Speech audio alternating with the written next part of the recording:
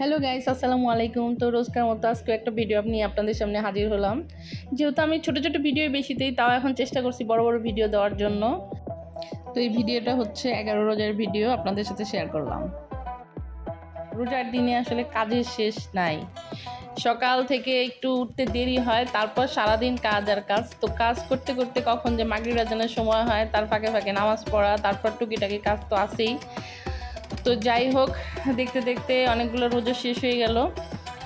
তো আপনাদের মাঝে কিছু কিছু শেয়ার করলাম, যদিও বা পুরোটা শেয়ার করা সম্ভব হয় নাই, তো যতটুকু পারছি ততটুকু শেয়ার করছি। তো আলু ছেলা থেকে শুরু করে শুটকি ভর্তা পর্যন্ত। তো রোজার সময় বিভিন্ন আইটেম আসলে মনে ইচ্ছা হয় খাবার জন্য, একঘেয়েমি খাবারগুলো আর ভালো লাগে না।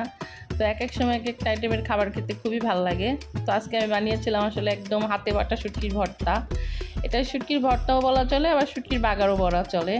একটু ব্লাইন্ডারে পিষে নিয়েছে, যেহেতু পাটায় আসলে সম্ভব না রোজা রেখে বাটাবাটি করা, আমি পারি না আসলে এভাবে বাটতে। তো ব্লাইন্ডারেই করছি, মানে একটু আদা ভাঙা করে নিয়ে তারপর এটাকে বাগার দিচ্ছি। তো একটু ভয়ের সমস্যা হতে পারে, যেহেতু রাস্তার সাথে বাসায় পাশে যে গাড়ি ঘোড়া যাচ্ছে, তো সেই জন্য অবশ্যই ক্ষমা দৃষ্টিতে দেখবেন। তো কি বলবো, আর এই তো আলু সিদ্ধ করলাম, আলুর চপ তৈরি করলাম, একসাথে অনেকগুলো আলুর চপ তৈরি করে ডিপে রেখে দিছি। সাথে একটু মাংস রান্না করছি, তারপর শুটকি ভর্তা করছি, ইত্যাদি ইত্যাদি। এই সমস্ত আপনাদের সাথে টুকিটাকি এগুলো শেয়ার করলাম।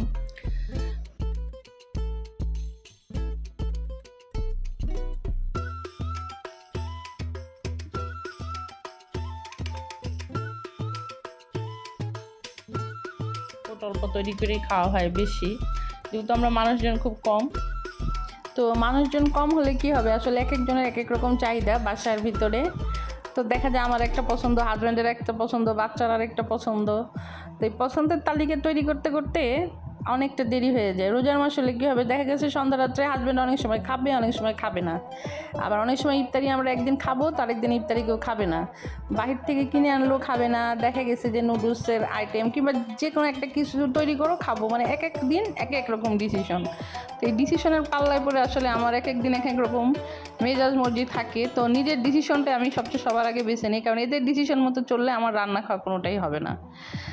তো দেখা গেছে ভোররাত্রে কোনো রকম খাওয়া হয় বলতে, দেখা গেছে একটু দই খাওয়া হয়, একটু ভাত, একটু মাংস, এরকম।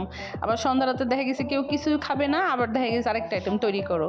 মানে করতে করতে অনেকটা সময় চলে যায়। তো রোজার মাস, রহমতের মাস, আলহামদুলিল্লাহ সবাই ভালো আছে, আপনারাও সবাই ভালো থাকবেন। তো রোজাগুলো এক এক করে দেখতে দেখতে চলে যাচ্ছে আমাদের এই রহমতের মাসটা। তো আবার 1 বছর পরে আসবে, আল্লাহ যদি হায়াত রাখে, বেঁচে থাকি, তো অবশ্যই সামনের বছর রোজা আবার করতে পারবো। তো যাই হোক, আবার খুশির ঈদ চলে আসতেছে, কয়দিন পরে ঈদের উৎসব। তো সবাই মিলে ঈদের দিনটা পালন করবো, অনেক মজা হবে। তো এর ভিতরে কেনাকাটা তো আছে, ঘর সংসার, এই পরিষ্কার ওই পরিষ্কার, তো এই সব কিছু মিলেই আসলে দিন যাচ্ছে। তো সবাই এরকম, যেহেতু রোজার মাসটা আসলে একটু বেশি কাজের চাপ থাকে, এমনি সময়ও থাকে টুকটাক, একেবারে সংসার মানেই তো আসলে বিশাল একটা দায়িত্ব, বিশাল কাজ। তো এর ভিতরেই চলাফেরা, খাওয়া দাওয়া সব কিছুই করতে হবে। তো ঈদের কেনাকাটা আপনাদের সাথে কিছুটা শেয়ার করতে পারতেছি, আবার করতে পারতেছি না, এক এক করে দিব আসলে, যেহেতু ভিডিওগুলি আমি রেগুলার ছাড়তে পারতেছি না, ওইভাবে গুছায় নেওয়া হয় না। তো তারপরে একটু মন দিতে চাচ্ছি ভিডিওর উপরে। তো চেষ্টা করবো রেগুলার ভিডিও দেওয়ার জন্য, সবার সাথে শেয়ার করার জন্য, যে কী করছি, কী খাচ্ছি বা কোথায় যাচ্ছি। তো আপনারা পাশে থাকবেন, সাথে থাকবেন, অবশ্যই আমাকে সাপোর্ট করবেন এবং আমাদের জন্য দোয়া করবেন। আমিও আপনাদের জন্য দোয়া করি, আপনারাও ভালো থাকবেন। তো সবাইকে অসংখ্য অসংখ্য ধন্যবাদ।